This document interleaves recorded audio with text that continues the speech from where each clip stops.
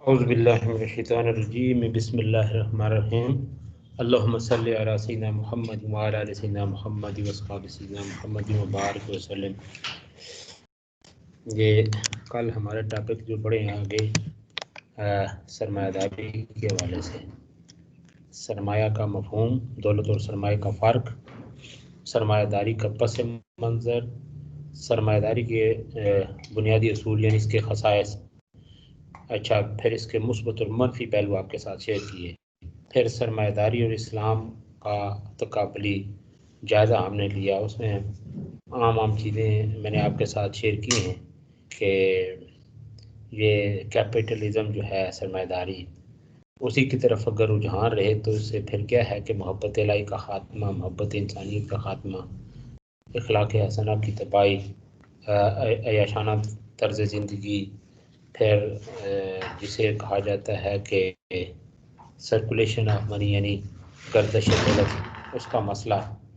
تو پھر اگلا جو ہمارا ٹاپک اشتراکیت و اجتماعیت وہ تھا۔ پھر اس حوالے سے اشتراکیت کی میں نے آپ کے ساتھ شیئر کی ہے، اس کی تعریف، اشتراکی فکر کی شارٹ ہسٹری یعنی اس کی مختصر تاریخ جو تھی وہ آپ کے ساتھ میں نے چند چیزیں شیئر کی ہیں۔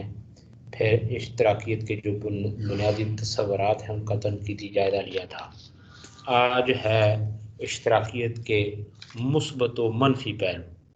پھر پہلے ہم اس کے مثبت پہلو، اس کی جو خوبیاں ہیں، ٹھیک ہے نا، تو ان کی طرف آئیں گے، پھر اس کے بعد ان کی خامیوں کو آپ کے ساتھ شیئر کریں گے، پھر اشتراکیت اور اسلام، پھر اس کے بعد فسطائیت یا فاشزم جسے کہا جاتا ہے، یہ ٹاپکس، اور اگر ٹائم ملا تو پھر اس کے بعد مسلم ماہرین معاشیات میں امام ابو یوسف سب سے پہلے ہیں، تو یہ ترتیب کے اعتبار سے تو امام ابو یوسف کا تعارف، حالات زندگی یعنی تعارف وغیرہ، پھر حالات زندگی اور آپ کی جو اہم تصانیف ہیں، اور خاص طور پہ امام ابو یوسف کے معاشی افکار و نظریات، یہ ہیں ہمارے ٹاپکس۔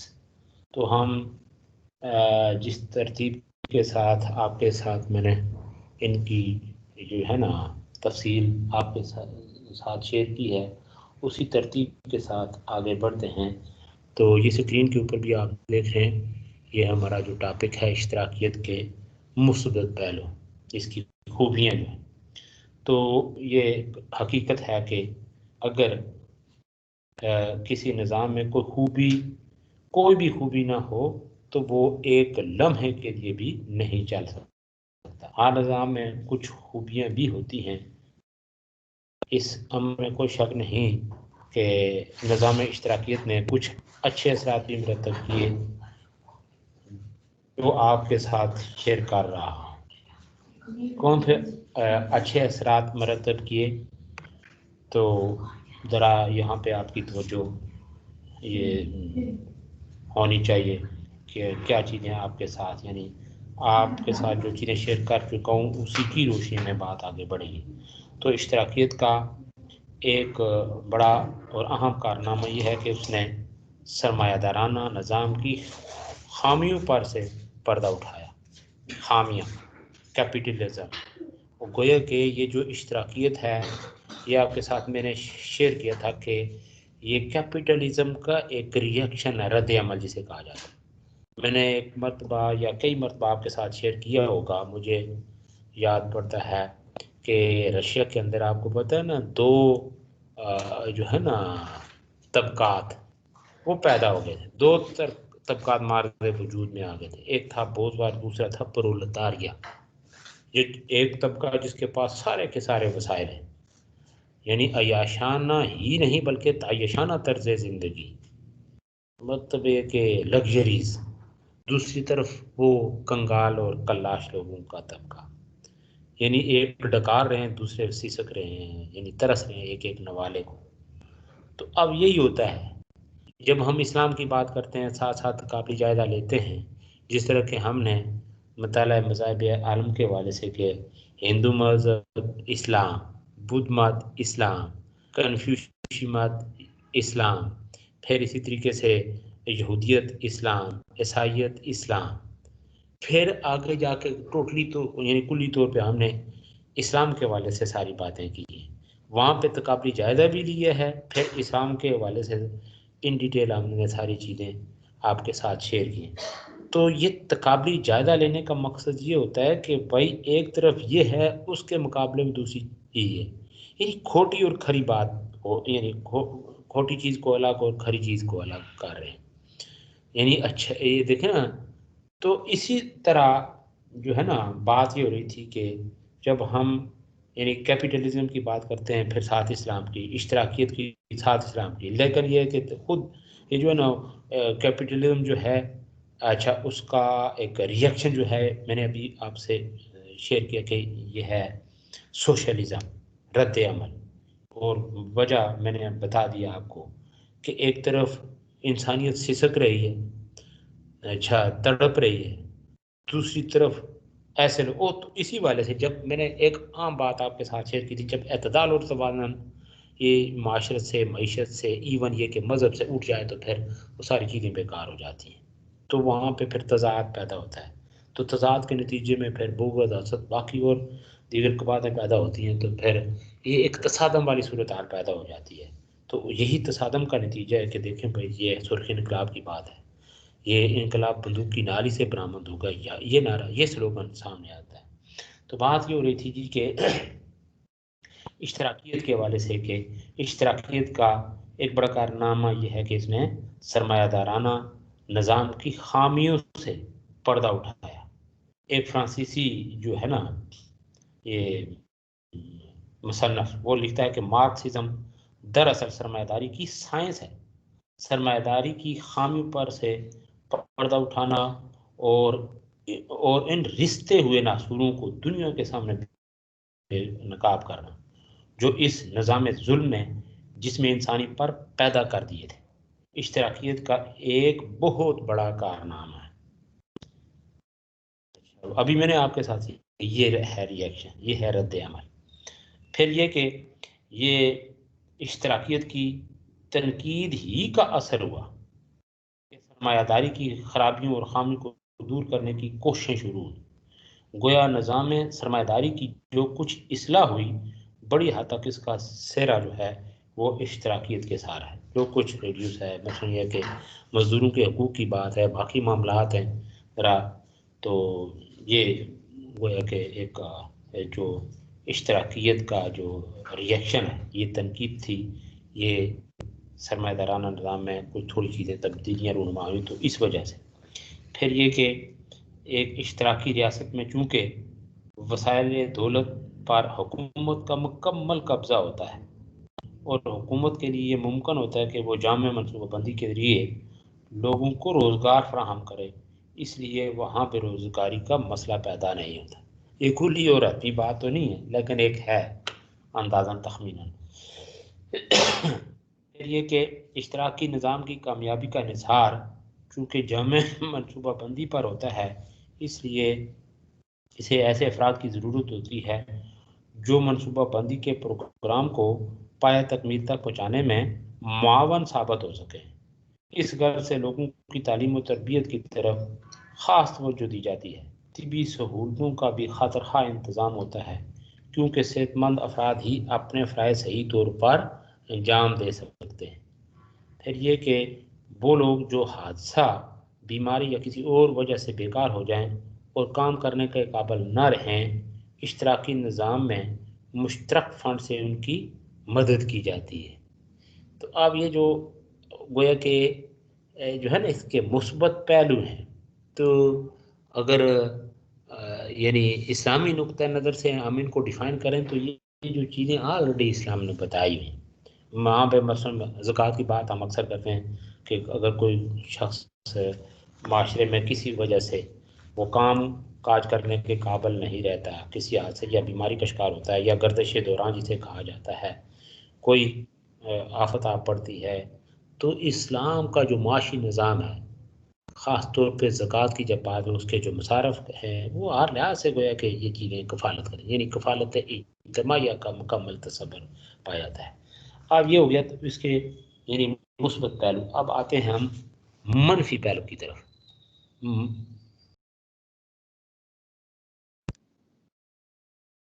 یہ مثبت پہلو ہو گئے، منفی پہلو خامیاں. یہ منفی پہلو میں کیا ہے؟ سب سے پہلے کہ اس میں انسانیت سوز مظالم وہ سامنے آتے. تو یہ ایک جو بک یعنی یہ مزدوروں کی گم شدہ جنت، اس کا ترجمہ کیا کس نے؟ پیر کرم شاہ صاحب نے. تو یہ جو بک شائع ہوئی اس کا ذرا اقتباس دیکھیں. یہ کہتا ہے یعنی مزدوروں کی ورکرز پیراڈائز لاسٹ، یعنی مزدوروں کی گم شدہ جنت.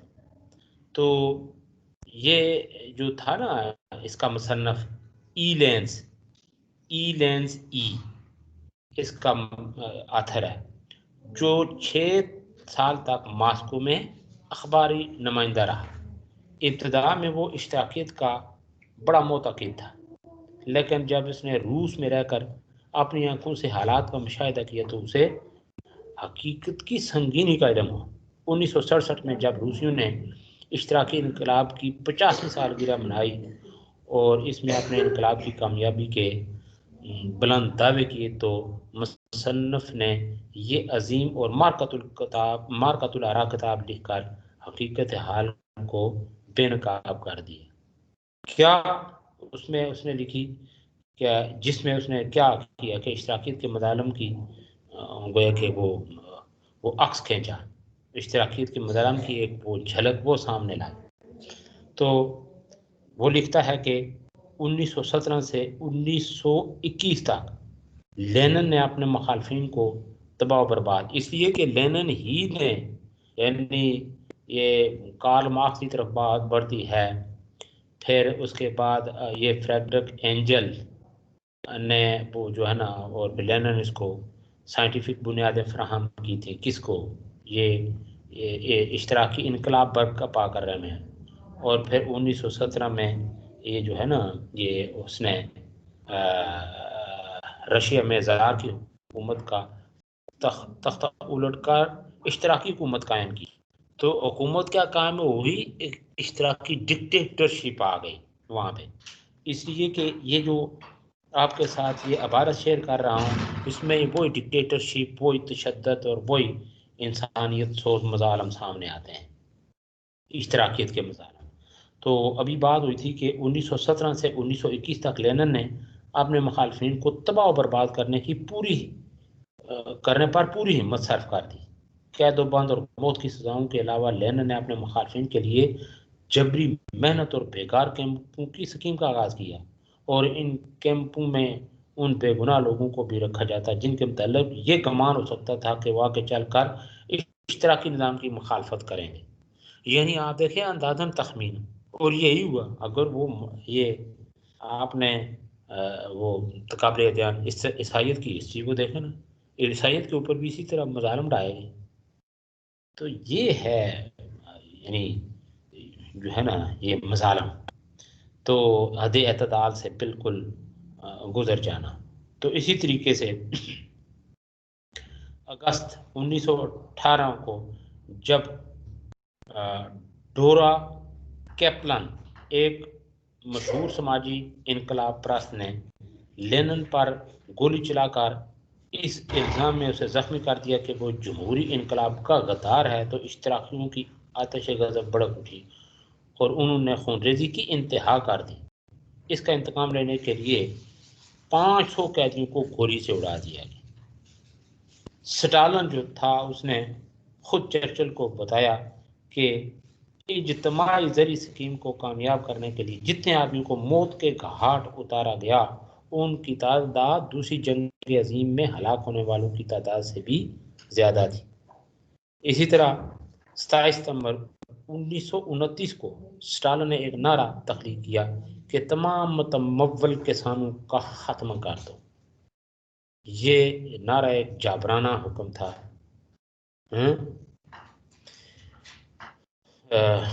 جس کا یعنی اثر لاکھوں مردوں، عورتوں اور بچوں کو یعنی کم از کم وقت میں ان کو تباہ و برباد کر دینا تھا تاکہ دوسرے لوگ ان سے عبرت حاصل کریں. یہ یعنی انسانیت سوز مظالم تھے. پھر یہ ہے کہ اشتراکیت جو ہے یہ سرمایہ داری کی ترقی یافتہ شکل. اگر بنظر عمیق دیکھا جائے یعنی گہری نظر سے دیکھا جائے تو یہ حقیقت واضح ہو جاتی ہے کہ اشتراکیت سرمایہ داری سے الگ کوئی نظام نہیں بلکہ یہ سرمایہ داری ہی کی ایک ترقی یافتہ شکل ہے. بظاہر ایک دوسرے کے ضد ہونے کے باوجود اصل میں دونوں ایک ہیں. الحاد اور مادیت کے بدن سے پیدا ہونے والی ان دونوں بہنوں کے رگ و پے میں ایک ہی خون گردش کر رہا. اچھا جی، یعنی گویا کہ اشتراکیت جو ہے یہ سرمایہ داری ہی کی ترقی یافتہ شکل ہے.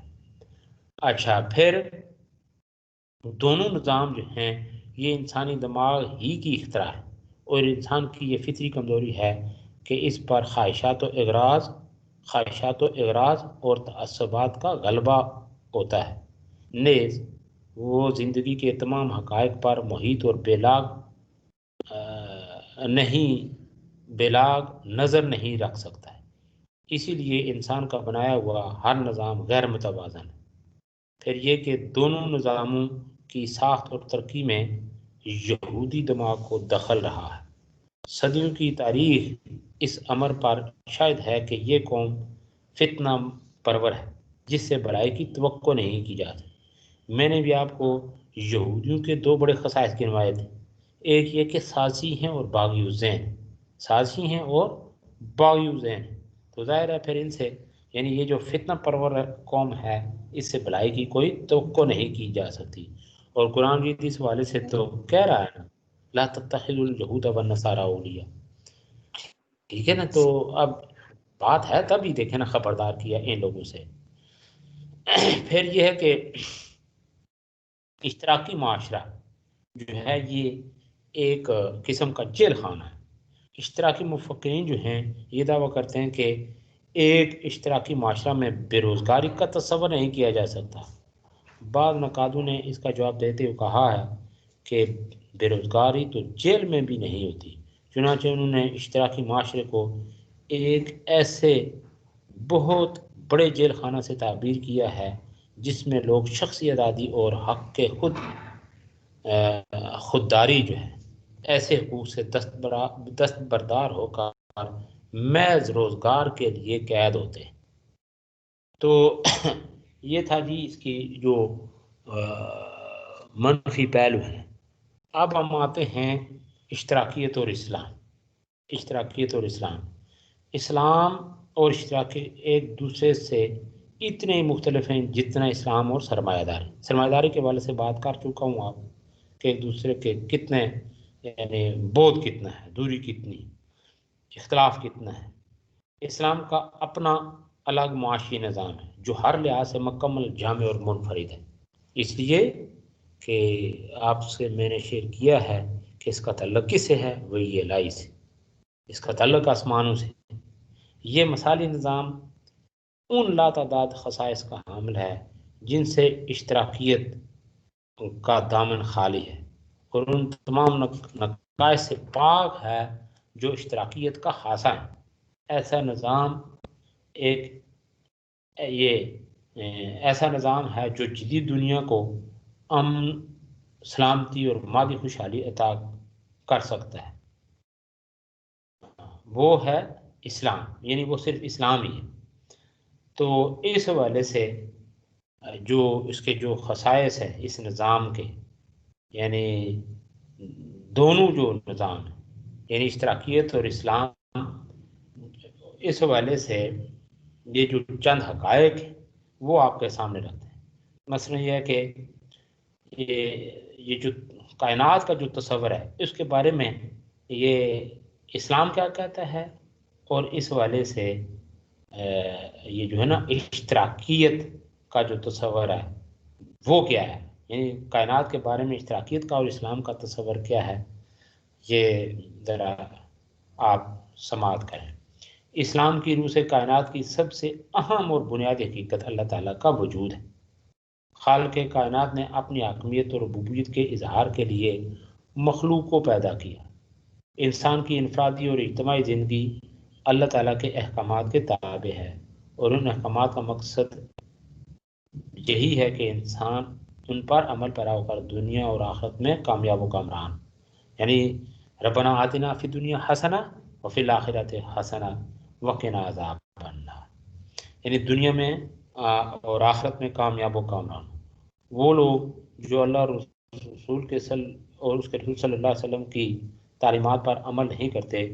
قرآن نے ان کو دنیا اور آخرت میں خسارہ پانے والوں میں شمار کیے، جبکہ اشتراکیت وجود باری تعالیٰ کی منکر ہے۔ مذہب کے والے سے میں نے آپ کے ساتھ شیئر کیا تھا کہ مذہب ایک وہم ہے فلان، یعنی اس حد تک کوئی دہریت۔ تو اشتراکیت کے والے سے کہ وجود باری تعالیٰ کی منکر ہے، وہ مادہ کو خالق کا مقام دیتی ہے اور نیچر کے پیچھے کسی قوت کی قائل ہے، اس لیے اس کے نزدیک انسان کو انسانی قوانین ہی کا پابند بنایا جا سکتا ہے۔ اچھا جی، الہی قوانین کی کوئی حیثیت نہیں، حالانکہ انسان کے خود ساختہ قوانین کو خالق کے کائنات کے بنائے ہوئے قوانین سے کوئی نسبت نہیں۔ انسانی ذہن محدود اور ناقص ہے، جبکہ اللہ تعالیٰ کی ذات علیم و خبیر ہے۔ اچھا، وہ انسان کی ہر قسم کی ضروریات و حاجات پوری کرنے پر قادر ہے، لہٰذا ایسا معاشرہ جو خدائی قوانین کا پابند ہو وہی دنیاوی امن و سلامتی کا ضامن ہو سکتا ہے۔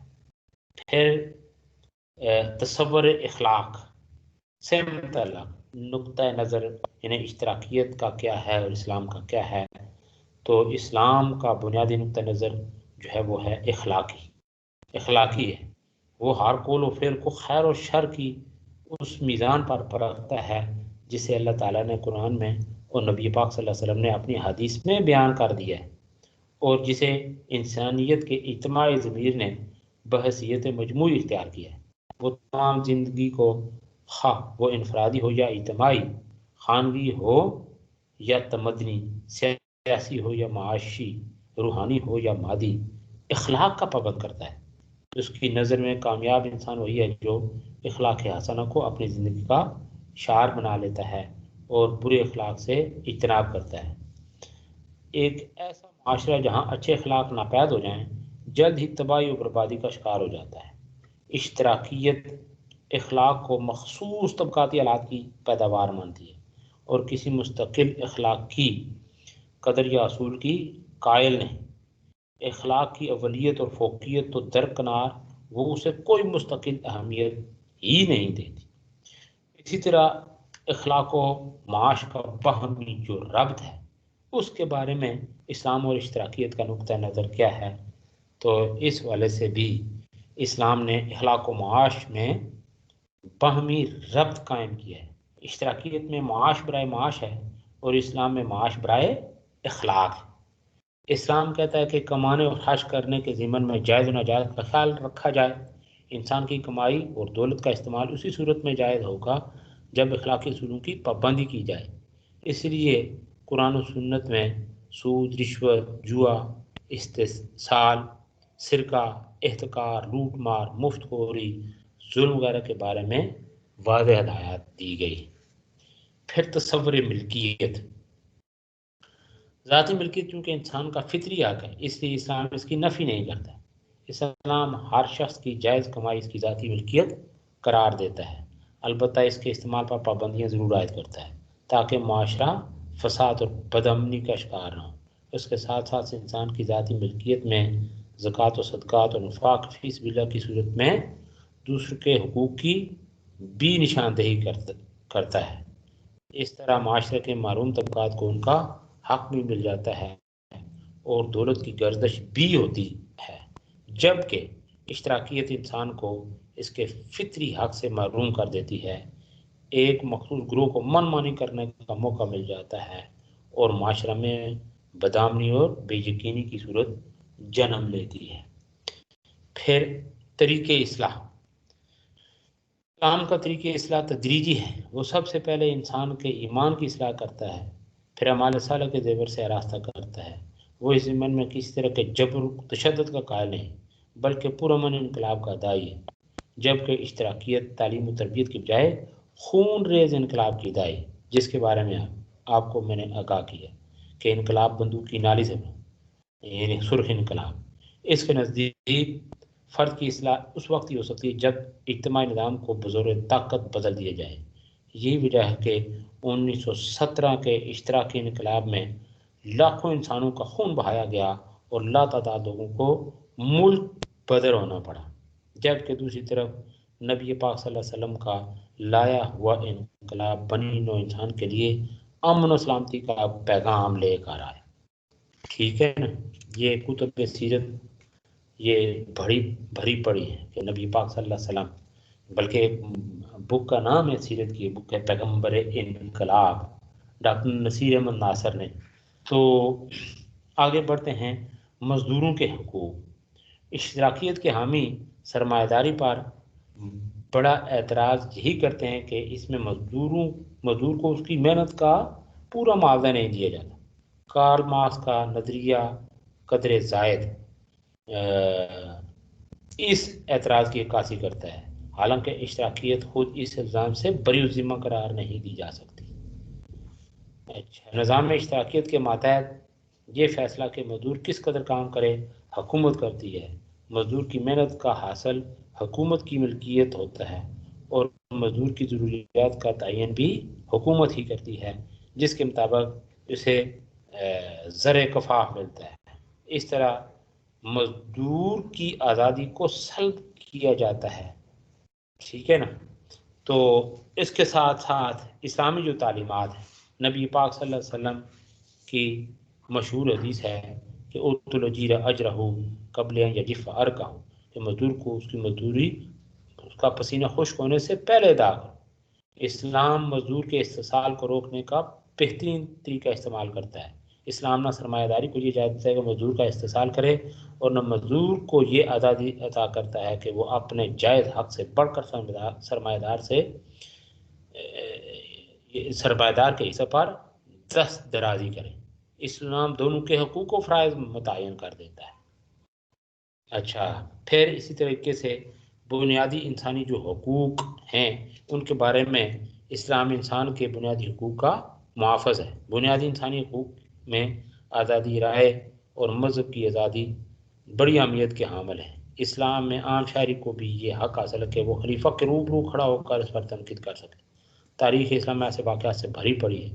اسلامی ریاست میں اقلیتوں کو مکمل مذہبی آزادی حاصل ہوتی ہے، کسی پر مذہب کے معاملے میں جبر نہیں کیا جا سکتا۔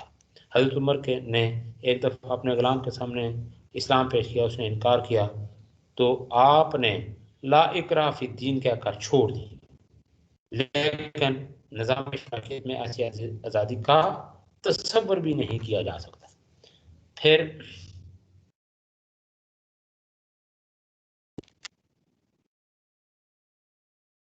یہ کام جو ہے، کام کے متعلق یہ جو ہے عجیب و غریب نظریہ ہے، جو ہے وہ کیا ہے کہ اسلام کی نظر میں جو شخص مشین چلا رہا ہے وہ کام کر رہا ہے، جو کھیت میں ہل چلا رہا ہے وہ بھی کام رہا ہے۔ اس طرح مذہب کی تعلیم دینے اور لینے پر جو افراد معمور ہیں وہ بھی کام ہے، لیکن اشتراکیت کے نزدیک مشین اور ہل چلانے والا تو کام کرتا ہے، جبکہ مذہب کی تعلیم دینے والا نکما اور بیکار ہے۔ تفسیر، حدیث، فقہ، اخلاقیات پڑھنے والا وقت کا ضیاع ہے۔ فوٹوگرافی، میوزک اور ڈانس تو کام شمار ہوتے ہیں، لیکن روح اور اخلاق کی اصلاح کو کام نہیں کہہ سکتے۔ حالانکہ ہم سمجھتے ہیں کہ صرف روٹی، کپڑا اور مکان ہی انسان کے سکون کے لیے کافی نہیں۔ لاکھوں انسان ایسے موجود ہیں کہ اگر ان کو عبادت سے روک دیا جائے تو وہ چین نہ پا سکیں، خواہ ان کی غذا اور لباس کا کس قدر خیال رکھا جائے۔ تو اسی طریقے سے یعنی جو ہے خاندانی نظام، اس کے بارے میں اشتراکیت یعنی خاندانی نظام کی تباہی کا سبب بنی ہے۔ اشتراکیت میں مرد و عورت کے جنسی اختلاط کے متعلق کوئی حدود مقرر نہیں، حلال اور حرام اور جائز و ناجائز میں کوئی تمیز نہیں۔ زمین، سرمایہ اور جائیداد کی طرح عورت بھی تمام افراد کی مشترکہ ملکیت ہے۔ روس میں مرد و عورت کے جنسی تعلقات کے لیے کسی نکاح اور عقد کی ضرورت نہیں، جب تک کسی جوڑے کا جی چاہے میاں بیوی کی حیثیت سے رہیں۔ اس طرح اشتراکیت نے انسانیت کی جگہ حیوانیت کو فروغ دیا ہے، جبکہ اسلام ازدواجی تعلقات کے ضبط و انضباط کو خاص اہمیت دیتا ہے۔ اس نے مرد اور عورت کے تعلقات شرع و بات سے بیان کر دیے۔ نکاح، طلاق، خلع، رضاعت، عدت وغیرہ کے بارے میں تفصیلی احکامات قرآن و سنت میں موجود ہیں۔ اسلام نے عورت کو ماں، بہن، بیٹی اور بیوی کی حیثیت سے جو بلند مقام عطا کیا ہے، ایک اشتراکی معاشرے میں اس کا تصور تک نہیں کیا جا سکتا۔ پھر نظام حکومت کے بارے میں جو اسلام اور اشتراکیت اس کے اندر تضاد ہے، وہ بھی آپ کے ساتھ شیئر کرتا ہوں کہ نظام اشتراکیت میں حاکم کی حیثیت آمر کی ہے، جس کے اختیارات غیر محدود اور جس کا ہر حکم قانون ہے اور وہ خود کسی قانون کا پابند ہے، اور جس کے انتخاب کے لیے رائے عامہ کی بھی ضرورت نہیں۔ جبکہ دوسری طرف اسلام نے صبر دیا ہے کہ ان الحکم الا للہ، حکم صرف اللہ ہی کا ہے۔ یہ وہ ضابطہ ہے جو شریعت الہی کی شکل میں دنیا کو دیا گیا ہے۔ اسلام کا طرز حکومت اور تمدن و معاشرت تمام تر اسی ضابطہ پر مبنی ہے۔ اچھا جی، اور اس ضابطہ کو نافذ کرنے کے لیے عوام اپنے میں سے کسی اہل شخص کو منتخب کرتے ہیں، جس کی حیثیت اسلام کی روح سے ایک امر کی نہیں بلکہ نگران کی ہوتی ہے۔ قانون کا اطلاق اس پر بھی ایسے ہی ہوتا ہے جیسے ایک عام شہری پر، وہ احتساب کے دائرے سے باہر نہیں۔ وہ اہم ملکی معاملات پر مجلس مشاورت سے مشورہ لینے کا پابند ہے۔ اللہ تعالیٰ فرماتے ہیں وَشَاوِرْهُمْ فِي الْأَمْرِ، اور اپنے کام میں ان سے مشورہ لیا کرو۔ یہ تھا جی اشتراکیت اور اسلام۔ آگے ہے ہمارا ٹاپک فسطائیت یعنی فاشزم۔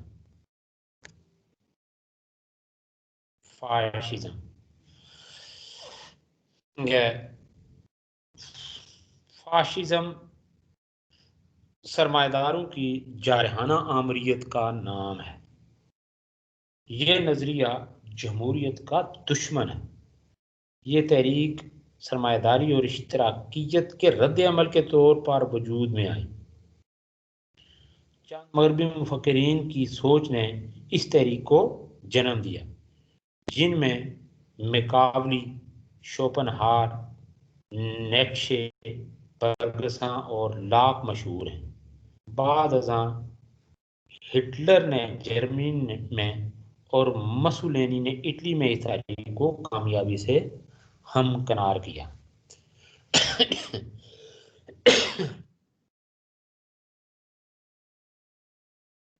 اچھا، اس کے جو بنیادی تصورات ہیں تو یہ کہ نمبر 1 طاقت کا استعمال۔ فسطائی مفکرین کے نزدیک حصول مقصد کے لیے طاقت کا استعمال ناگزیر ہے۔ مسولینی کے بقول فسطائیت فکر بھی ہے اور عمل بھی۔ یہ تحریک بعض خاص قسم کے اداروں کو تخلیق کرنے کے لیے مرد وجود میں نہیں آئی، بلکہ یہ انسان کی روحانی زندگی کی معلمہ بھی ہے۔ یہ اس کی داخلی اور خارجی زندگی کو ایک مخصوص سانچے میں ڈھالنے کا عزم رکھتی ہے۔ اس کے پیش نظر انسان اس کے اخلاق اور اعتقادات کو بدلنا ہے۔ ان مقاصد کے حصول کے لیے یہ قوت کے استعمال کو بالکل جائز سمجھتی ہے۔ قوت یعنی طاقت۔ نمبر 2 ہے قوم پرستی۔ اس تحریک کے علمبرداروں نے اقتدار کی حوث میں قوم پرستی کے جذبہ کو پروان چڑھایا۔ ہٹلر کہتا ہے کہ فسطائیت ایک ایسا عقیدہ ہے جو خون، رنگ، نسل اور شخصیت کی اہمیت کو ابھارتا ہے۔ پھر مملکت مقصود بذات۔ مملکت کسی دوسرے مقصد کے حصول کا ذریعہ نہیں بلکہ مقصود بذات ہے۔ اس میں الوہیت کی صفات بھی موجود ہیں، لہذا انسان کی دنیاوی اور اخروی فلاح اسی میں مضمر ہے کہ وہ اس کی پرستش کرے۔ اس میں پھر یہ ایک تصور ہے کہ فرد کی نفی، اس نظام کی روح سے فرد کا وجود ریاست کی بقا کے ساتھ وابستہ ہے۔ فرد کو اپنی زندگی کے لیے فرد کو اپنی زندگی ریاست کے لیے قربان کر دینی چاہیے۔ فرد اپنی علاوہ کوئی حیثیت نہیں۔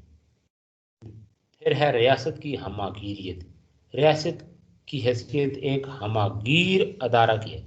مسولینی اس کی اہمیت پر بحث کرتے ہوئے لکھتا ہے، زندگی کے فسطائی تصور میں ریاست کو بہت زیادہ اہمیت حاصل ہے۔ یہ تصور ایک فرد کے وجود کو اسی حد تک تسلیم کرتا ہے جس حد تک اس کا مفاد ریاست کے مفاد سے ہم آہنگ ہو۔ ہمارے اس نظام فکر میں ریاست ہماگیر ہے۔ اس سے ہٹ کر نہ تو کسی انسانی یا روحانی تصور کو مانا جا سکتا ہے، نہ اسے کسی قدر و قیمت کا حامل سمجھا جا سکتا ہے۔ جو کچھ بھی دنیا میں موجود ہے وہ ریاست کے دم قدم سے ہے۔ ریاست کے علاوہ دنیا میں کسی دوسری چیز کا وجود نہیں۔ پھر حکومت کے لامحدود اختیارات۔ یہ تصور حکومت کو لامحدود اختیارات عطا کرتا ہے۔ حکومت پر کسی قسم کی کوئی پابندی عائد نہیں کی جا سکتی۔ پھر ہے مذہب و اخلاق۔ مذہب اور اخلاق اگر مندرجہ بالا مقاصد کو حاصل کرنے میں معاون ثابت ہوں تو ان کو اختیار کرنے میں کوئی مذائقہ نہیں۔ یعنی اوپر جو چیزیں میں نے آپ کے ساتھ شیئر کی، اگر یہ ان کو ان مقاصد کو یعنی حاصل کرنے میں یا ان کے لیے معاون ثابت ہو تو ان کو اختیار کرنے میں کوئی مذائقہ نہیں، لیکن اگر وہ مزاحمت کریں تو ان کو چھوڑ دینا چاہیے۔ یہ تھا جی اس کے تصورات، یعنی بنیادی تصورات، فیشزم جسے کہتے ہیں۔ تو اس کی جو اب مثبت پہلو ہیں، مثبت و منفی پہلو، اب آتے ہیں مثبت پہلو۔ مثبت پہلو پہلے آپ کے ساتھ شیئر کر کے پھر منفی پہلو کی طرف آتا ہوں۔ تو اس میں سب سے پہلے یہ کہ فسطائیت معاشرے کے مختلف طبقات میں معاشی تفاوت کو کم سے کم کرنے کی خواہاں ہے۔ پھر نمبر 2، انفرادی حق ملکیت کو تسلیم کیا گیا۔ فسطائی مفکرین کا خیال ہے کہ اگر یہ حق اجتماعی مفاد کے تحت ہو تو قومی ترقی میں اضافہ کا باعث بن سکتا ہے۔ نمبر 3، سودی کاروبار کی مذمت کی گئی اور اسے معاشی ترقی میں سب سے بڑی رکاوٹ سمجھا گیا، یعنی یہ اس کے مثبت پہلو ہے۔ پھر آجر اور اجیر کے حقوق و فرائض متعین کیے گئے تاکہ کسی فریق کو دوسرے کے حقوق پر ڈاکہ ڈالنے کا موقع نہ ملے۔ پھر نیکسٹ یہ کہ بیماروں، معذوروں اور بوڑھوں کی مدد کے لیے سوشل انشورنس کے قیام پر زور دیا گیا۔ پھر معاشی وسائل کے بہتر استعمال کے لیے تنظیم کی اہمیت کو تسلیم کیا گیا، جس کے نتیجے میں بے روزگاری کا خاتمہ ہوا۔ اچھا، یہ کچھ مثبت پہلو۔ اب منفی پہلو کی طرح۔ منفی پہلو یہ کہ شخصی آزادی کا خاتمہ کر دیا گیا۔ برسر اقتدار پارٹی سے جو اختلاف کو جرم قرار دیا گیا ہے، ایک پارٹی کی امریت قائم کرنے کی کوشش کی گئی۔ اور نمبر 2، مطلوبہ مقاصد کے حصول کے لیے ٹھوس نظریہ دینے کی بجائے محض انسانی جذبات کو برانگیختہ کرنے پر زور دیا۔ مسولینی بڑے فخر کے ساتھ اس حقیقت کا اعتراف اس طرح کرتا ہے کہ وہاں بڑی ہی گرم بحثیں ہوئیں، لیکن آخر کون سی چیز زیادہ اہم اور مقدس تھی؟ صرف یہ کہ انسان موت کے گھاٹ اتار دیے گئے۔ وہ مرنا جانتے تھے۔ ہمارے پاس نظریہ اور فکر کی کمی ہے، مگر اس کی جگہ ہم ایک اور مؤثر چیز لائیں، وہ ہے اعتقاد۔ اور نمبر 3، یہ تحریک امن عالم کی دشمن ہے۔ جنگ کو بہت زیادہ اہمیت دی گئی۔ ہٹلر نے اپنی کتاب میری جدوجہد یعنی مائی اسٹرگل، اس میں لکھا ہے کوئی اتحاد جس میں جنگ کی نیت شامل نہ ہو بالکل بیکار اور فضول ہے۔ مسولینی یہ کہتا ہے کہ اے جنگ خوش آمدید، کیا مجھے یہ نعرہ بلند کرنے کی اجازت ہے 3 بار مرحبا اے اٹلی کی جنگ، تو مجھے دنیا کی ہر شے سے زیادہ حسین ہے۔ ایک اور موقع پہ وہ کہتا ہے کہ امن ایک فضول سی چیز ہے۔ تو دیکھیں پھر یہاں پہ انسانیت کو گویا کہ تہتے کرنے والے، ذبح کرنے والے، خراج اخلاقی اقدار کو چکنا چور کرنے والے یہ چیزیں کہاں سٹینڈ کرتی ہیں، اور اس کے مقابلے میں اسلام کیا کہتے ہیں؟ اسلام تو جنگ کی بات کرتا ہی نہیں، قطعی طور پہ جنگ کی بات کرتا ہی نہیں ہے کہ ومن احیا فکانما احیا الناس جمیعا، ایک جان کو بچانے والا سارے، تو ایک اس کے مقابلے ایک جان کو ضائع کرنے والا ساری انسانیت کا قاتل ٹھہرتا ہے۔ تو یہ ہے اسلام اور دیگر یعنی باطل نظام، اسلام کا معاشی نظام اور دیگر باطل معاشی نظام ہائے معیشت۔ تو بہر یہ ہے کہ اسلام کی طرف نہیں آتے، لپکتے نہیں ہیں، اچھا پھر اس کو فالو نہیں کرتے، تو پھر دیکھیں نا وہ اسی طرح پر سسکتے اور تڑپتے ہی ہیں۔ ایون یہ کہ ہم مسلمان، ہم اگر بھرپور طریقے سے اس طرف نہیں آ رہے ہیں، مکمل طور پہ جو اسلامی تعلیم اسلام کمائے اس کو فالو نہیں کر رہے، تو دیکھیں ہم بھی تڑپ ہی رہے ہیں۔ ہم نہ کون سا اتنا وہ تیر مار لیے ہیں۔ اسلام کا جو سسٹم ہے، سود ہماری معیشت کے اندر وہ انوالو ہے، اس کی جگہ زکوٰۃ کا جو سسٹم ہونا چاہیے اس کو بھی ہم نے وہ جو ہے نا یعنی کیا ہوا ہے، نظر انداز کیا ہوا ہے۔ اس کی جگہ اور ایسے نظام لا رہے ہیں جس میں ہم اپنے سمجھتے ہیں کہ شاید اس وجہ سے ہماری سیاست وہ چمک جائے گی، حالانکہ چمکتی نہیں، الٹا اس کے اوپر جو ہے نا اللہ کی طرف سے پھٹکار پڑتی ہے کہ بھائی میرے دیے ہوئے نظام سے الگ ہو کے تو آپ اپنے نظام چلائیں، پھر اس میں دیکھیں کس حد کامیابی کس حد تک آپ کو ملتی ہے، کتنے آپ لوگوں کو خوشحال کر لیں گے، کتنا آپ احساس کر لیں گے، کتنی سپورٹ کر لیں گے۔ یہ ہے ہی نہیں ہے۔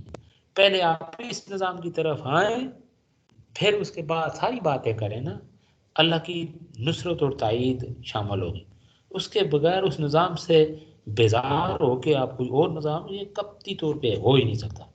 تو جو چیزیں آپ کے ساتھ شیئر کی ہیں آپ اس میں سے اندازہ لگا لینا، پھر یہ کھوٹا اور کھرا سامنے ہے۔ اب یہ ہے کہ ہم انتخاب کس کا کر رہے ہیں، اور یہی ہے۔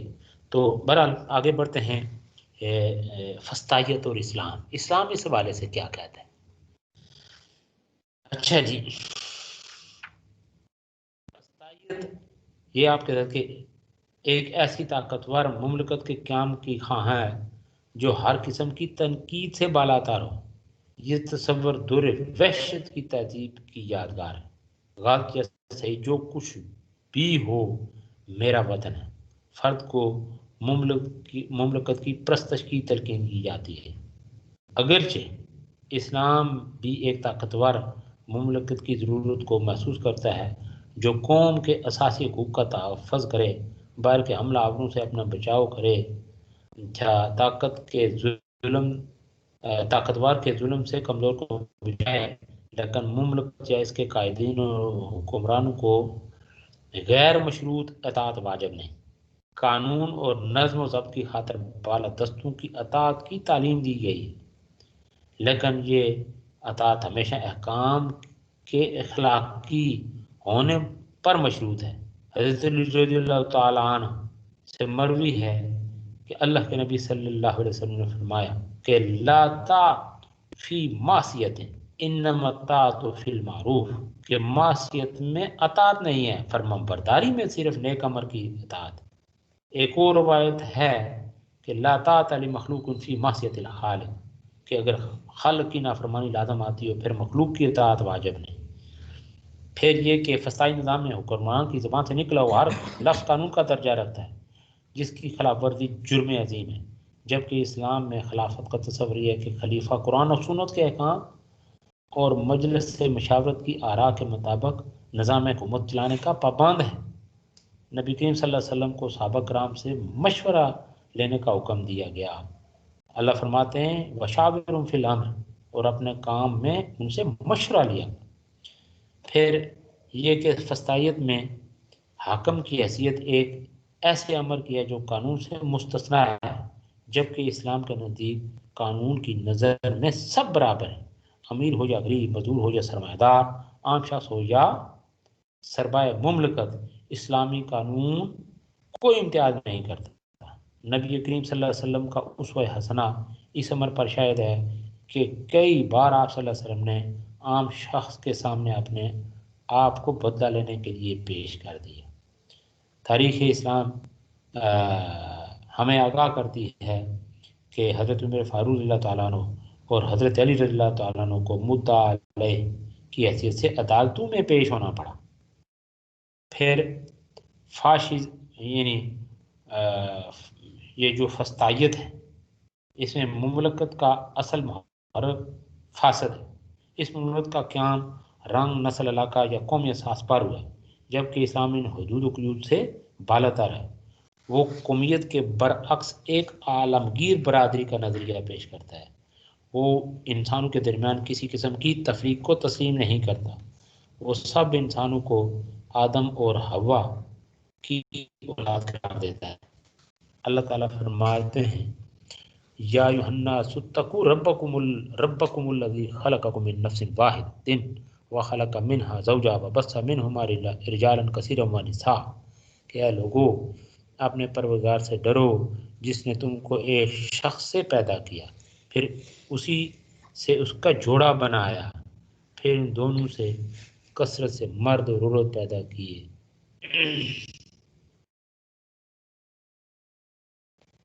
اللہ کے نبی صلی اللہ علیہ وسلم نے فرمایا کہ کسی عربی کو اجمی پر کوئی فضیلت حاصل نہیں، اور نہ کسی اجمی کو عربی پر، نہ کالا گورے سے افضل ہے، نہ گورا کالے سے، سوائے تقویٰ کے۔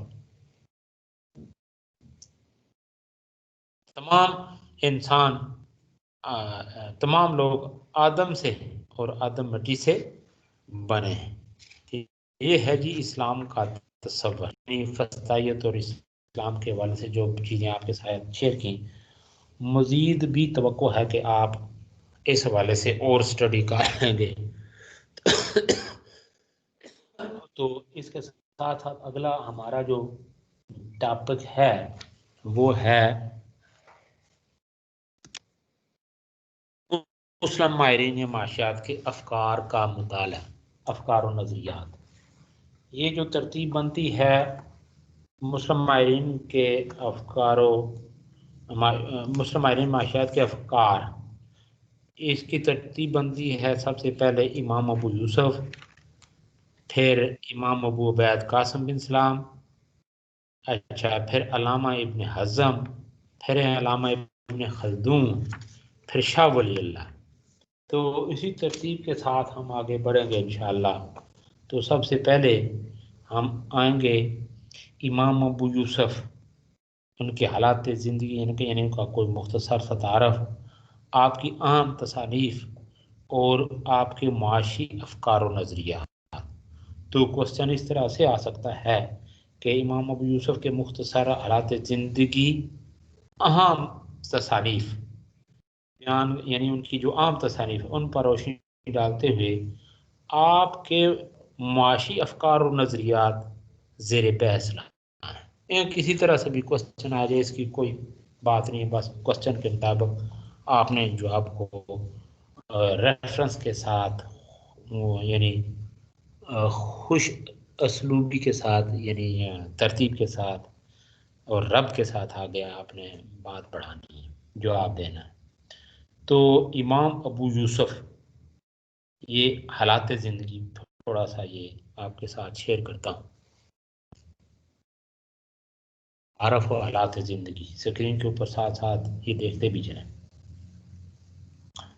یعقوب بن ابراہیم المعروف امام ابو یوسف 113 ہجری بمطابق 731 عیسوی کوفہ میں پیدا ہوئے، وہاں ہی تعلیم حاصل کی اور کوفہ میں ہی سکونت پذیر رہے۔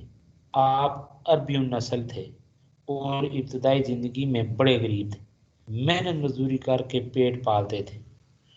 آپ کو علم حاصل کرنے کا بڑا شوق تھا، اکثر علماء کی خدمت میں علم حاصل کرنے کے لیے حاضر رہتے۔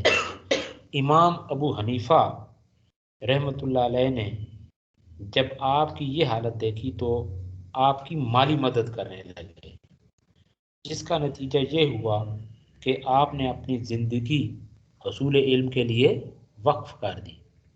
پہلے آپ نے قاضی عبد الرحمن کی شاگردی اختیار کی، پھر امام ابو حنیفہ کی شاگردی اختیار کی۔ امام ابو یوسف بڑے فقی، عالم اور حافظ تھے، احادیث کو حفظ کرنے میں بڑی شہرت رکھتے تھے۔ جب کسی محدث کے پاس حاضر ہوتے تو بیک وقت 50 احادیث زبانی یاد کر لیتے اور ساتھ ہی لکھوا دیتے تھے۔ آپ کو کثیر تعداد میں احادیث یاد تھی۔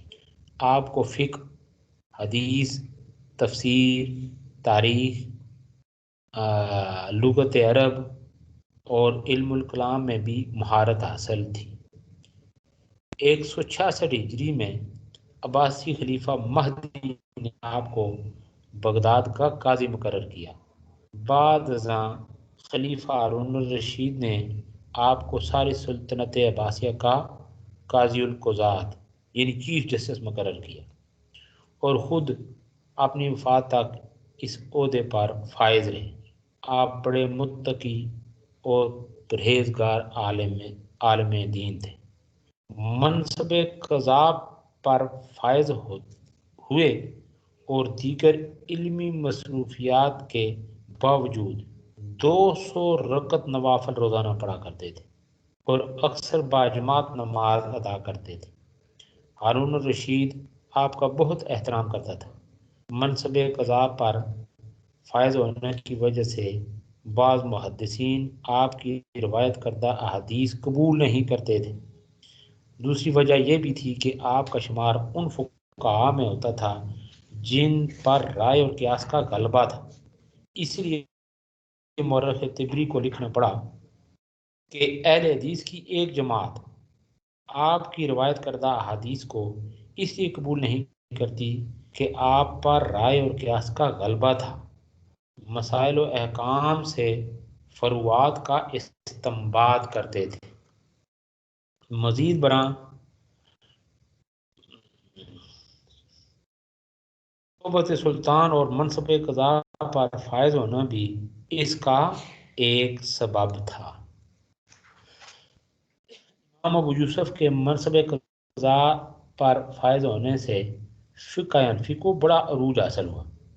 اہل الرائے فقہاء میں ابو یوسف اولین فقی تھے جنہوں نے اپنے اقوال کی تائید احادیث نبویہ سے حاصل کی اور اس طرح اہل الرائے اور اہل حدیث کو ایک پلیٹ فارم پر جمع کر دیا، کیونکہ آپ محدثین سے بھی کسب علم و فضل کر چکے تھے، یہاں تک کہ آپ اصحاب ابو حنیفہ میں سب سے بڑے حافظ حدیث کہلائے۔ امام ابو یوسف کا زیادہ تر استدلال قرآن، حدیث اور اقوال صحابہ پر مبنی ہوتا تھا۔ امام ابو یوسف کی تعریف اکثر اصحاب حدیث نے کی ہے، حالانکہ وہ اصحاب رائے کی تعریف بہت کم کرتے ہیں۔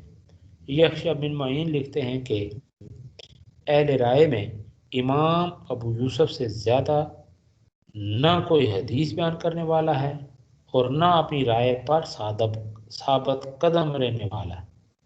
امام ابو یوسف صاحب حدیث اور صاحب سنت۔ امام ابو یوسف بڑے ذہین، حاضر دماغ اور فی البدیہہ مقرر تھے۔ ایک دفعہ آپ نے ہارون الرشید کے ساتھ حج کیا۔ ہارون الرشید نے مکہ میں ظہر کی نماز کی 2 رکعتیں پڑھائیں اور سلام کہہ کر نماز سے فارغ ہو گئے۔ امام ابو یوسف فوراً کھڑے ہو گئے اور کہا، لوگو تم اپنی نماز مکمل کر لو، ہم مسافر ہیں۔ اس پر مکہ کے ایک فقیہ نے کہا، یہاں مسئلہ بتانے کی ضرورت نہیں، ہم پہلے یہ مسئلہ جانتے ہیں۔ تو امام ابو یوسف نے فوراً کہا کہ اگر تم مسئلہ سے واقف ہوتے تو نماز کی حالت میں ہرگز بات نہ کرتے۔ ایک دفعہ ہارون الرشید غصے میں اپنی بیوی سے کہہ بیٹھا کہ اگر یہ رات تو نے میری سلطنت میں گزاری تو تجھے طلاق ہے۔ بعد میں پچھتایا، سلطنت بہت وسیع تھی، علماء سے پوچھا تو سب لاجواب ہو گئے۔ آخر میں امام ابو یوسف سے پوچھا تو ابو یوسف نے فرمایا کہ اس کا آسان حال یہ ہے کہ اپنی بیوی سے کہہ دیں کہ وہ یہ رات مسجد میں گزارے، کیونکہ مسجد پر تمہاری حکمرانی نہیں۔ یہ تھے مختصر حالات زندگی۔ اب ہے امام ابو یوسف کی تصانیف۔ امام ابو یوسف نے بہت سی کتابیں لکھی، جن میں سے زیادہ اہم کتب جو ہیں وہ یہ ہیں۔ نمبر 1، کتاب الخراج۔ ابو یوسف نے یہ کتاب ہارون الرشید کے مطالبے پر لکھی تھی۔ اس کتاب میں امام ابو یوسف نے حکومت کے مالی وسائل اور ذرائع آمدنی کی تفصیلات بیان کی ہیں۔ آگے جو افکار و نظریات ہیں وہ بھی زیادہ ریفرنس یہ کتاب الخراج ہی کا ہے، تو وہ آگے ہم انشاءاللہ ان کو ذریعے بحث لائیں گے۔ نمبر 2 ہے کتاب الصلاۃ۔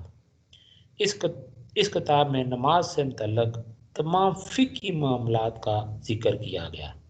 نمبر 3 کتاب الزکوٰۃ۔ اس کتاب میں زکوٰۃ سے متعلق مسائل کا ذکر کیا گیا ہے۔ نمبر نیکسٹ ہے جی کتاب الصوم۔ اس کتاب میں روزے سے متعلق معاملات کا ذکر کیا گیا ہے۔ آگے ہے کتاب الفرائض۔ اس کتاب میں فرائض سے متعلق معاملات کا ذکر کیا گیا ہے۔ آگے ہے کتاب البیوع۔ اس کتاب میں خرید و فروخت سے متعلق احکام کا ذکر کیا گیا ہے۔ پھر ہے کتاب الحدود۔ اس کتاب میں شرعی سزاؤں کا ذکر کیا گیا ہے۔ پھر ہے کتاب الوکالہ۔ اس کتاب میں وکالت کی شرعی حیثیت کو بیان کیا گیا ہے۔ اسی طرح ہے کتاب الوصایہ۔ وصایہ ہے وصیت کی جمع۔ اس کتاب میں وصیت سے متعلق معاملات کا ذکر کیا گیا ہے۔ پھر ہے کتاب الصید۔ اس کتاب میں شکار سے متعلق احکام کا ذکر ہے۔ پھر ہے کتاب اختلاف الامصار۔ امصار مصر کی جمع یعنی شہر۔ اس کتاب میں مختلف شہروں میں درپیش کا ذکر کیا گیا ہے اور ان کے حل کے بارے میں بتایا گیا ہے۔ پھر کتاب الجوامع۔ یہ کتاب اختلافی مسائل کے حل کے قابل عمل ہونے میں ان 40 جلدوں پر یہ کتاب مشتمل ہے۔ کتاب اسی طرح ہے کتاب الامالی یعنی امیدوں کی کتاب۔ یہ کتاب 36 جلدوں پر مشتمل ہے اور اس میں امام ابو یوسف نے تمام فروعی معاملات کا حل یعنی وہ اس کا ذکر کیا۔ پھر آگے آتا ہے امام ابو یوسف کے معاشی افکار و نظریات۔ اہم تصانیف یہ ہو گئیں امام ابو یوسف کے معاشی افکار و نظریات۔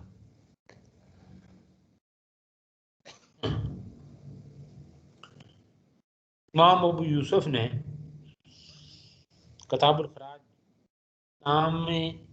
نظام معیشت کے وسائل آمدنی پر مفصل بحث کی ہے۔ امام صاحب کے نزدیک خلیفۃ المسلمین کی یہ ذمہ داری ہے کہ وہ بیت المال کا نظام قائم کر کے اس کی آمدنی اور مصارف پر کنٹرول حاصل کرے۔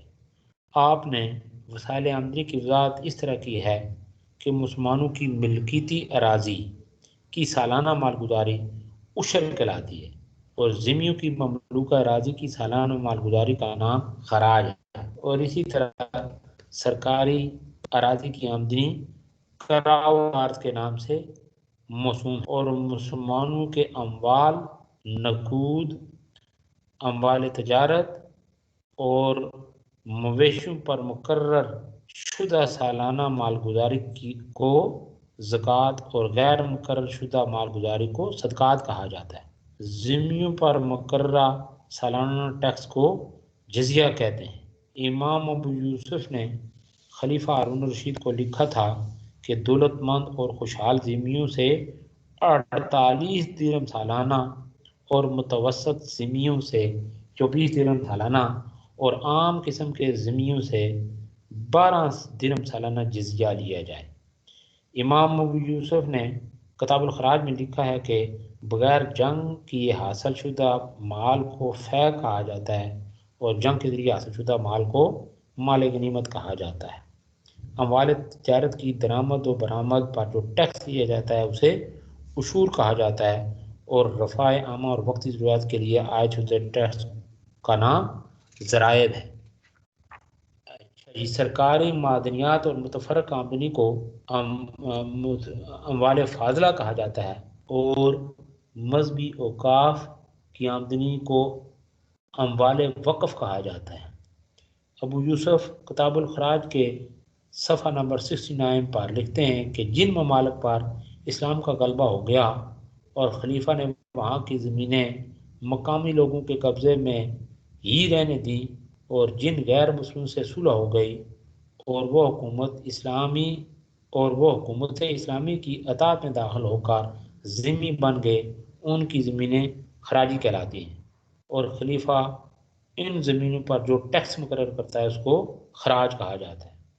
آپ فرماتے ہیں خراج دراصل فے ہی کی ایک قسم ہے، کیونکہ اگر معمولی جنگ کے بعد کفار مغلوب ہو کر صلح کر لیں تو وہ مال فے ہی میں شمار ہوتا ہے۔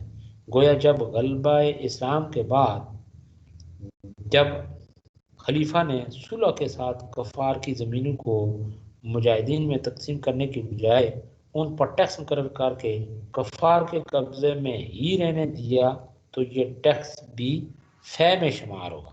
یہ تھا وسائل آمدنی، یعنی وسائل آمدنی کے حوالے سے امام ابو یوسف اپنی کتاب الخراج میں یہ لکھتے ہیں۔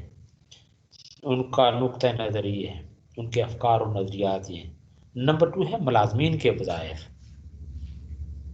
امام ابو یوسف کتاب الخراج کے صفحہ نمبر 186 اس میں لکھا ہے کہ عمال، قضاء اور محکمہ ڈاک کے ملازمین کے وظائف سے متعلق وہ لکھتے ہیں کہ اے ہارون الرشید، تو اپنی سلطنت میں یہ حکم جاری کر دے کہ ہر شہر اور بستی میں عادل اور سکہ لوگوں کو چن کر ڈاک اور خبر رسانی کا محکمہ ان کے سپرد کر دے، اور ان کے لیے بیت المال سے تنخواہیں مقرر کر دے، اور ہر وہ شخص جس کو تو مسلمانوں کی خدمت پر مامور کرے اس کی تنخواہ بیت المال سے مقرر کی جائے گی۔ گورنروں اور قاضیوں کو زکوٰۃ کی مد سے وظیفہ نہ دیا جائے، صرف زکوٰۃ وصول کرنے والے ملازمین کو زکوٰۃ کی مد سے وظیفہ دیا جائے۔ ان ملازمین کی تنخواہوں میں کمی بیشی کا معاملہ اے ہارون الرشید تمہاری ثوابدید اور ملازمین کی ضروریات پر منحصر ہے۔ بنجر زمین کی آباد کاری۔ امام ابو یوسف کتاب الخراج کے صفحہ نمبر 330 میں لکھتے ہیں کہ اسلامی ریاست کے سربراہ کا یہ فرض ہے کہ وہ بنجر اور غیر آباد زمینوں کو قابل کاشت بنانے کے لیے ضروری کارروائی کرے، آب رسانی کا بندوبست کرے، بنجر زمینوں تک پانی پہنچانے کے لیے بڑے دریاؤں سے نہریں نکالی جائیں، نہر کی کھدائی اور مرمت کے تمام اخراجات بیت المال سے پورے کیے جائیں۔ البتہ چھوٹی نہریں اور نالیاں جن کے ذریعے لوگ اپنے کھیتوں اور باغات وغیرہ تک پانی لے جاتے ہیں، ان کی کھدائی اور صفائی کے اخراجات ان لوگوں کو خود برداشت کرنے ہوں، بیت المال پر اس کا بوجھ نہیں ڈالا جائے گا۔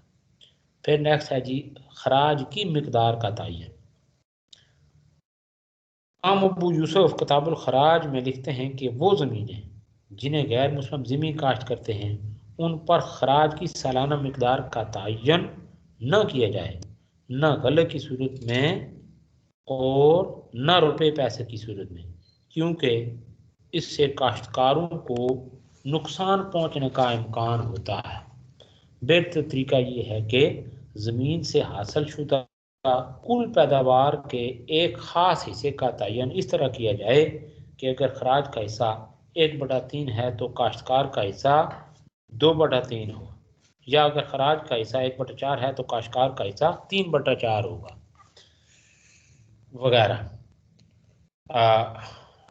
आगे है टैक्स वसूल करने के असूल। टैक्स वसूल करने के असूल अबू यूसुफ ने किताबुल खराज में टैक्स वसूल करने के मदरजा झेल उसूल बयान किए। नंबर 1, टैक्स की शरह का तयन मरकजी हुकूमत करे, मकामी अफसरों को इसमें इजाफा करने का इख्तियार नहीं। नंबर 2, टैक्स नाकाबिल बर्दाश्त न। नंबर 3, टैक्स सहूलत और नरमी के साथ वसूल किया जाए। नंबर 4, वसूली जल्द अज जल्द की जाए ताकि खलियों में पड़ा गला खराब न हो। नंबर 5, आमलीन को लोगों से तहफ़ लेने से मना किया जाए। नंबर 6, गले की तकसीम में तखमीने से ना की जाए बल्कि सही पैमानों के ज़रिए की जाए। अच्छा, नंबर 7, मुहसिन यानी आमलीन दयानतदार और इस्लामिक कानून का इल्म रखने वाले। नंबर 8, आमलीन को माकूल तनख्वाहें दी जाएं और उनके काम पर कड़ी निगरानी रखी जाए। नंबर 9, बदयानत अफसर को बरतरफ करके आइंदा कोई ओहदा ना दिया जाए। नंबर नेक्स्ट है जी नजरिया तलब और रसद। इमाम अबू यूसुफ दीगर माहिरीन माशियात के नजरिया तलब और रसद की तरदीद करते हुए लिखते हैं कि यह कहना दुरुस्त नहीं कि जब गला ज़्यादा हो तो उसकी कीमतें कम हो जाती हैं और जब गला कम हो तो उसकी कीमतें बढ़ जाती हैं, बल्कि कीमतों में कमी बेशी अल्लाह के हुक्म से होती है। हुक्मरानों को चाहिए कि वो ताजरों पर कड़ी नज़र रखें क्योंकि बाद औक़ात ताजरों की ज़ख़ीरा अंदोज़ी की वजह से भी गले की कीमतें बढ़ जाती हैं। ये थे इमाम अबू यूसुफ के मुआशी अफकार और नज़रियात। अब हम इस तरफ आते हैं इनके जो है ना वफ़ात। इमाम अबू यूसुफ ने 5 रबीउल अव्वल 182 182 हिजरी बरोद जुमरात बवक्त ज़ुहर बगदाद में वफ़ात पाई। खलीफा हारून रशीद ने नमाज जनाजा पढ़ाई और आपको बगदाद में दफन किया गया। आपका मज़ार इमाम मूसा काज़म के मज़ार के करीब आके खलीफा हारून रशीद आपकी वफ़ात पर बहुत गमज़दा हुआ। उसने नमाज जनाजा पढ़ाने के बाद लोगों से खिताब करते हुए इमाम साहब की आला दीनी खिदमत को सराहा और लोगों से कहा कि वो इमाम अबू यूसुफ की वफ़ात पर एक दूसरे से ताज़ियत करें। ये थे जी इमाम अबू यूसुफ रहमतुल्लाह अलैह। अल्लाह ताला उनके दर्जात बुलंद फरमाए। तो उस ज़माने में देखें खलीफा हारून रशीद ने खुद नमाज जनाजा पढ़ाई। तो चलें बहरहाल, तो जज़ाकल्लाह जी। आपका आज का भी लेक्चर काफ़ी लेंथी हो गया, तो इस वाले से कोई क्वेश्चन हो तो कर लें प्लीज़।